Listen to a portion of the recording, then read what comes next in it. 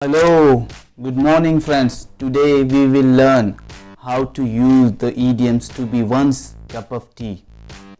If something is not your cup of tea, it's not what you like or what you are interested in.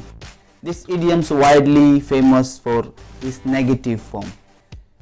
There are certain things you really enjoy doing and find a great pleasure in pursuing them. You are enjoyed because you like it or you are good at doing those things. It could be a hobby, an activity or work related. Similar to you don't enjoy doing some certain task because you don't interest or you are just not capable enough of doing them. To be one's cup of tea actually means that really like doing something or you are good at doing it.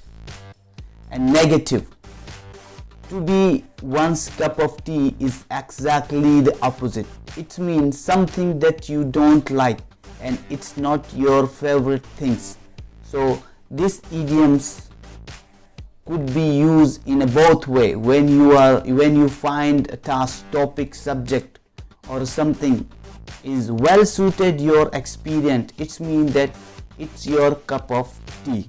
So when a task is not your cup of tea, it means you are incapable of performing the task.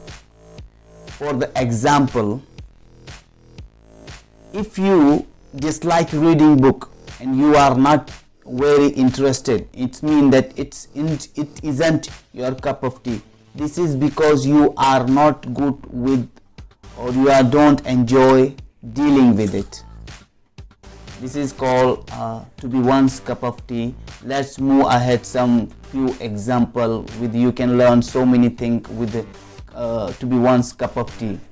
This is the first example in front of you. I like to study math, but I don't like English very much because English it's not my cup of tea.